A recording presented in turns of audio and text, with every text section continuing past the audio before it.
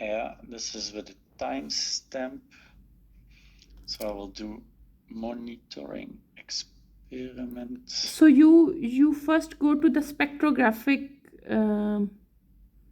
Okay. Spectroscopic experiment you need to Spectroscopic do. experiment. Yeah. Okay.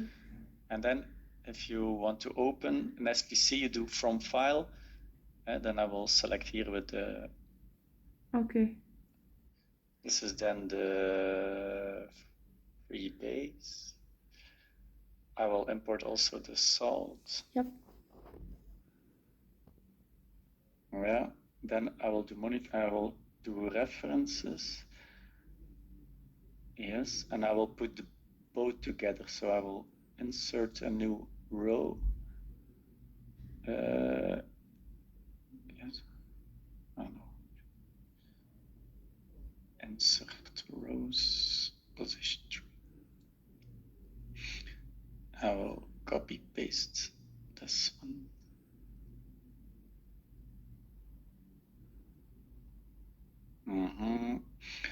So I removed this here. I will call this the primary ID. So this is really the identification. The date we can remove here because it was just the reference. So Okay. I can delete the column, and then I will insert a new column to just as a secondary ID to give some information about it. So I will call it free base. This I will call salt. I will say sample. And this is a secondary ID, and then I still need to define the spectral ID. Okay, so this one is good. We have our free base, our salt. I can now close this one because I copied it to the references. Fine. And then in the monitoring experiment, I can insert column.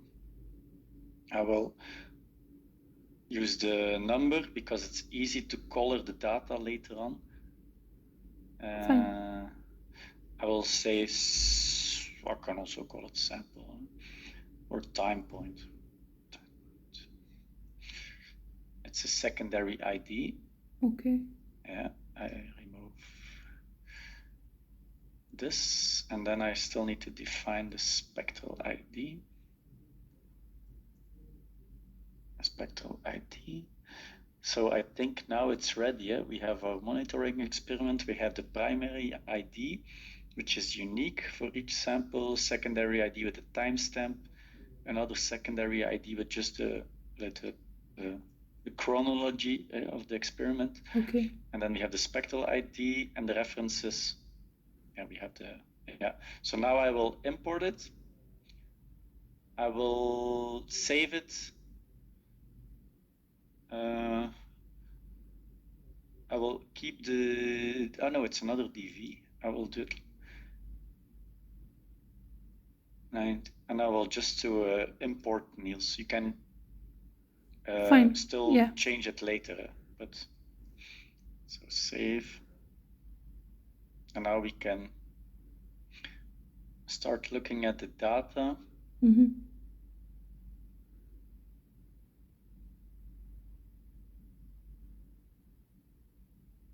It takes a while. Fine.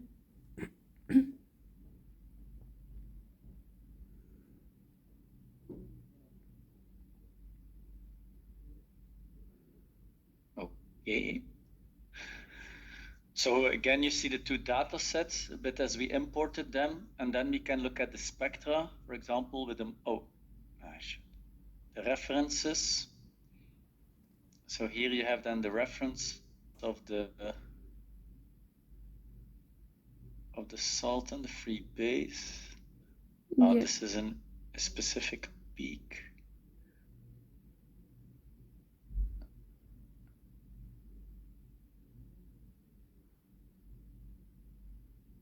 Okay, yeah, there are some distinct differences.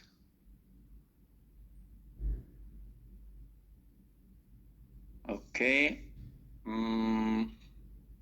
Here are the spectra from the inline monitoring. Mm-hmm. So we can do here color by, I can do time point. Oh no, I will do observation vector. This will be more clear. Observation, yeah, time point. So now the blue ones are the one at the beginning. The red is more to the end. Okay, fine. Yes. So you see, we will mainly focus on this part. So you see some clear baseline shifts as well. We will do some pre-processing to get these out. But probably here. Sorry, so what you will do to I will do some pre-processing. pre-processing? Okay. Yeah, now you see that over time you just mainly have intensity differences, which I don't know if they're really related to the conversion, or for example, if your material is settling at the bottom or something, that this can influence the intensity of your Raman spectra. So yeah, because for the salt is mainly floating, like some of the powder is floating, and when there is a complete like phase conversion, when it convert to the free base, it settle at the bottom, it doesn't float anymore. So yeah. Yeah, so probably this is where you have the intensity differences coming from. I was just wondering, the probe is in the liquid, eh? Liquid, yes. Yeah. Okay, but let's see if we see the peak shift which are in agreement with the references. So I will do some pre-processing maybe. Wait,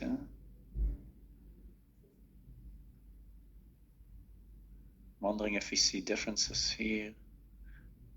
Well, not really. So maybe from here to 250 or something. So then I will do pre-processing. I will select, here you select which data set. So I will select the monitoring experiment. Here which variables you want to include. So I will do until 1800.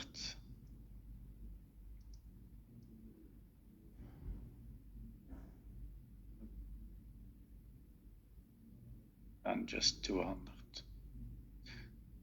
Because there might be artifacts in those regions, so we don't want them. Okay. Then we will select all the experiments, and then I will start with the SNV spectra. So now if you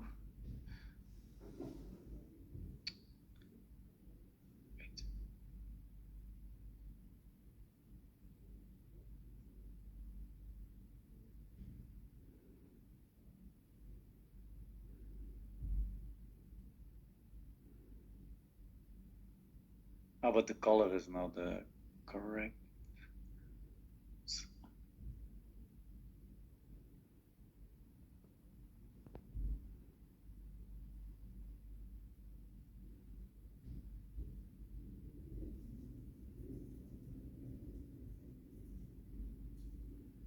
Let's have a look if we see some.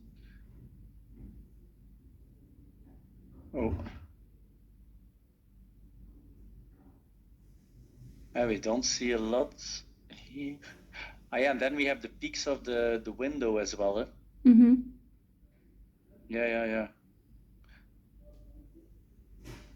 Probably this one is from the window.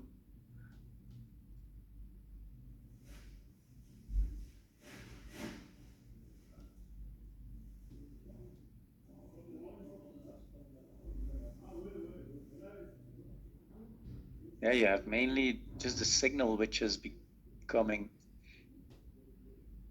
worse, but maybe.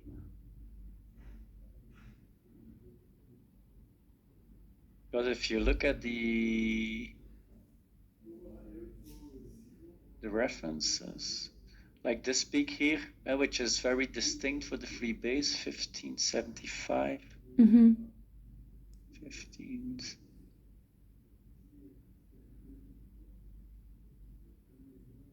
You almost have nothing here. Yeah. Yeah, I'm just wondering if you say that the material is going to the bottom, I'm wondering if we really can see the like this one here. 1513.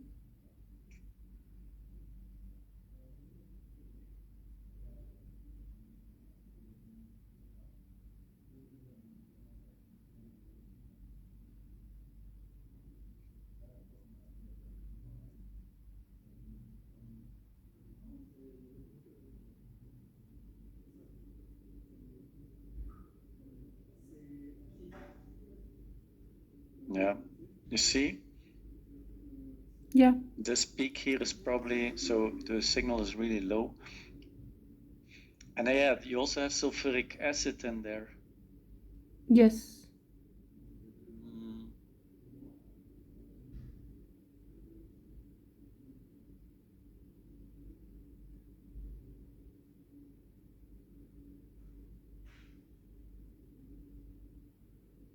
It's also strange that the signal of the free base is so bad.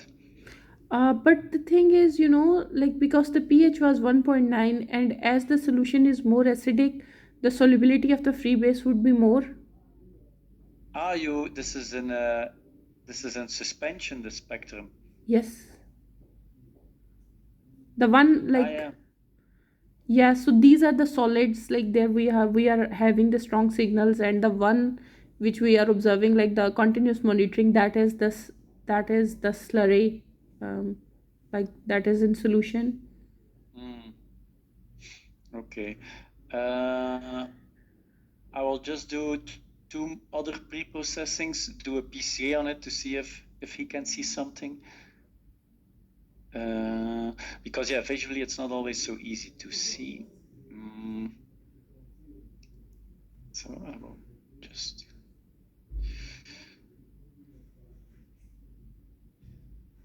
So for the PCA, you first will remove the Yeah, you first pre-process. Ideally, you can do it on the not pre-processed data, but the thing is, you will see on your first principal component, you will see the baseline shift because it looks to variability in your data set. So the biggest variability comes from the baseline shift.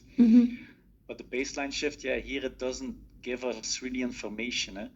So we are not interested in it. So we remove it with the pre-processing. So the PCA will more focus on the variability which is more hidden in the data. Okay. But I can show you a PCA on the not pre-processed data, PCA on the, for example, SNV, then PCA on with derivative. So finish.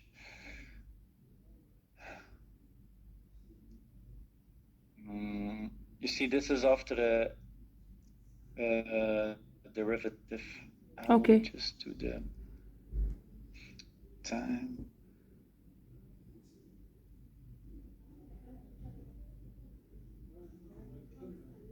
Yeah, but so with this one, you have the reference with the XRPD when it was changing, eh?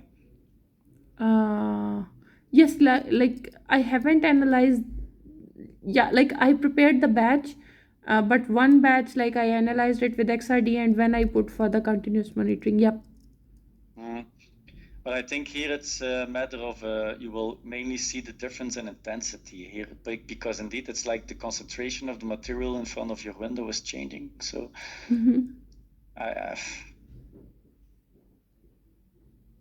that's difficult to know if it comes from. But if I see how low the signal is of, for example, here, this is a peak which has a very high intensity in your reference, like it's this one here, the highest intensity, in fact, and this is the only thing we can see. Yeah. Yeah. So, and especially if you tell that the material is settling to the bottom, yeah, it means the thing you're measuring,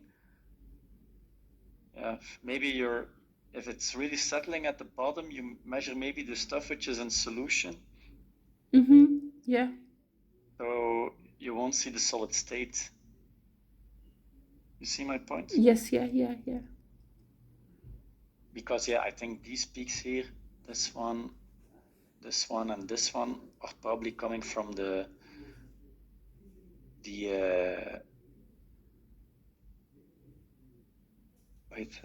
of the probe window. But the thing is, like, if we have such a small change we observing when we have like immersed the Raman probe inside the solution, so if we will perform this with the crystalline, then obviously, because the Raman probe will not be immersed in the solution, it will just like analyze the sample, like from the sample holder, so that will also not show the strong signals even. Or will it? If you have your vial, I think your probe is somewhere here. So if you have really solid material at the bottom, okay, fine then. You might see it better, but and what is the concentration of your of the material you suspend? That is 4 megs in 1 ml. 4 milligram per ml. Yep. So it's very low as well. No. But you see it a bit here. I will just quickly have a look at the peaks of the.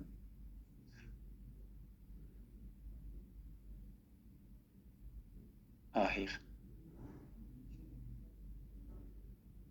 So it's around 400, this big peak here. Yes. Yeah. So it's this one.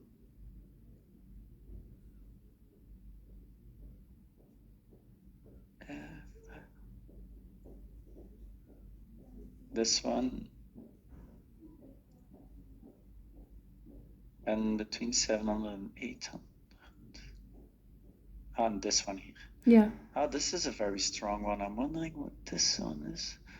815. But it's with isopropanol. Yep. Yeah. I guess that will also give a strong signal.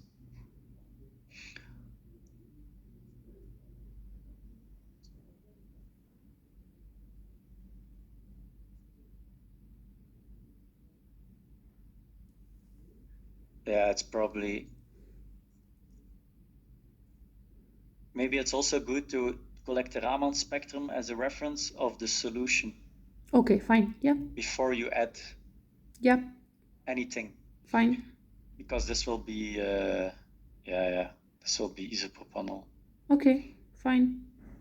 But I used isopropanol like in 1 ml 50 microliters. Like very less amount. Yeah, but it has a strong signal, eh? Yeah, that's the thing. Okay, yep. Yeah, like here it's 800. Just after 800, you see this big peak. Yep, yeah. It's in fact this one here. Yes. Might be. Yeah. So we cannot increase the concentration of this the to suspend the material because we don't have a lot of material. We could adjust the probe height if needed. Yeah, maybe. But so even if you have the salt and you add the isopropanol, is it a milky suspension or is it floating on the top? Some bit is suspended in the it is dissolved, but some is still suspended at the top.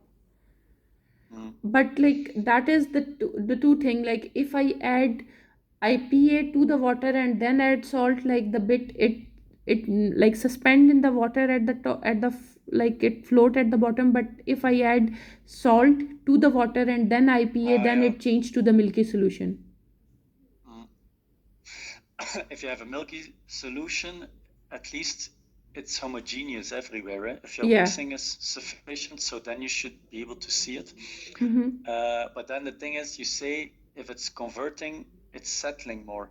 You say, eh? Yeah. So maybe then it's better to put the probe deep enough in your vial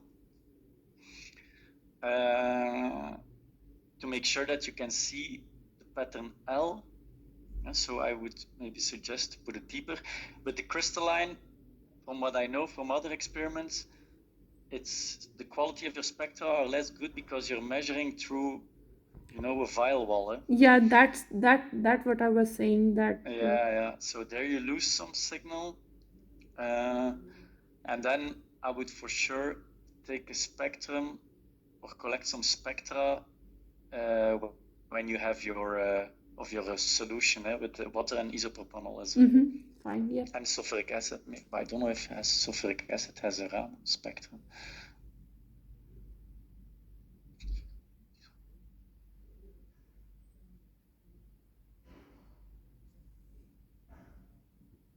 Oh, this is just sulfur.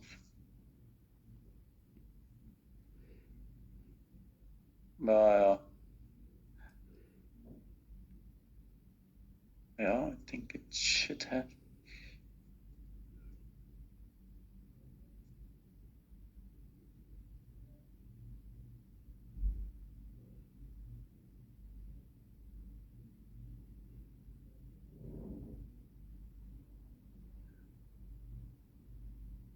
Yeah, just with isopropanol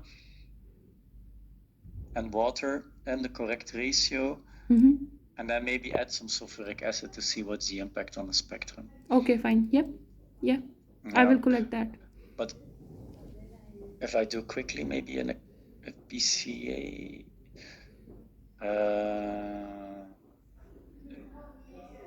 So if I do it with the raw data. So what you will do, because I haven't done the PCA analysis. I will just show you an example of. Okay. In the PCA, you can select if you want to use the whole spectrum or only a part of it. Okay, fine. Yeah. So maybe we can take remove the part lower than 200, exclude, and then, well, we can do it like this. Observations. You can also select which spectra you want to use. So, for example, you could say, I saw it, the conversion within 6 hours. You can remove all the later ones. Oh, nice. Okay. You see, you can select which spectra you want. And that's basically it. Then you need to tell how many principal components you want in your PCA. And a principal component is like, it should stand for one source of variability per principal component. So if I would plot the scores plot, so here, each point,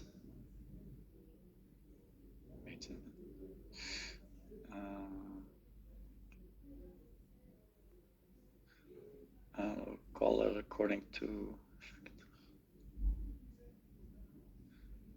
So you have principal component 1 here, principal component 2, because in my model I only have 2. Oh, wait, where is my? You can add more if you want, but here we only say we included 2, and then here at the bottom you can see how many % of the variability is captured within a principal component. Okay. So, for example, the biggest variability is captured in principal component 1, 94%, and then there's almost 5% in principal component 2.